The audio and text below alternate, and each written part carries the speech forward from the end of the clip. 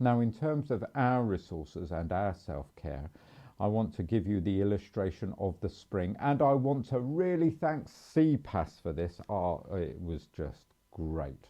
They gave me the illustration. Credit needs to go to them. And if I don't communicate it well enough, blame me, all right? Okay, so imagine there is a spring, you know, one of these springs, and you pull it and stretch it and it wants to pull itself back. Straightforward, isn't it? Imagine you're that spring. If you're that spring, you are designed to be put under stress. You are designed to have weight put on you. And that's okay. That is a certain amount of stress, and that's fine. Now, what can happen? You know what happens if you stretch the spring too far, then it won't go back to where it was, will it? Won't go anywhere near back to where it was. And that's because it's been put under too much stress and too much pressure, and it damages the spring long term. We can get damaged by stress long term.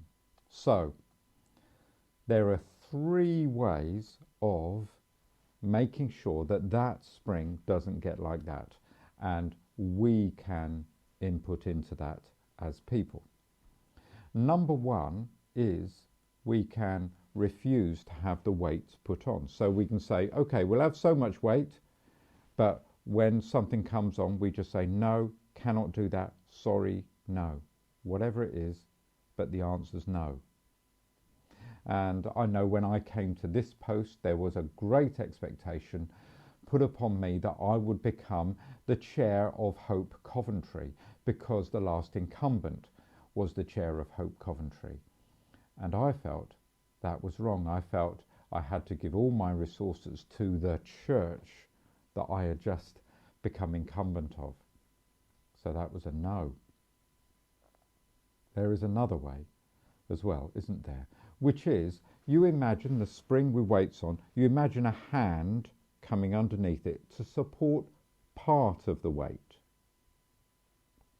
And in that way, when we have the stress and the pressure, that would stretch us beyond our breaking point. We can ask for help, and someone else can, if you like, support part of the weight, or a group of people can support part of the weight. So that's another thing. And yes, I've asked for help to support part of that weight in various cases, and that's been a great outcome. You're thinking, what is the third way? The third way is to make the spring stronger, to strengthen the spring.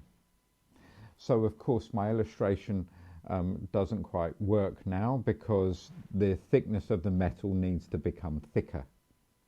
But how can you strengthen the spring to take more weight?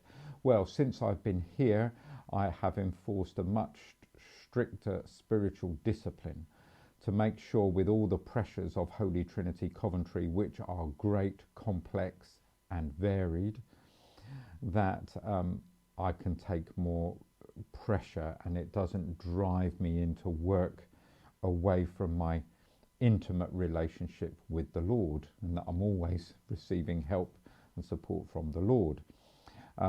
I've given up caffeine. I've given up alcohol 2 days a week. I've started an exercise regime. I'm doing all I can to strengthen the spring, which is me.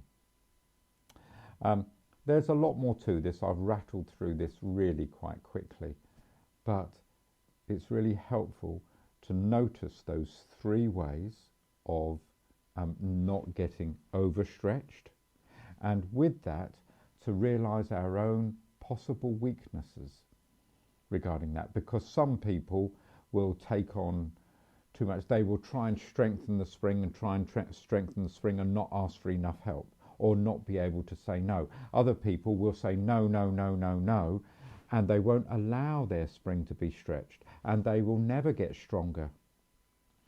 No. And other people keep on asking for help all the time when they could do some things about it, other than asking people for help. You've got the idea. You're intelligent.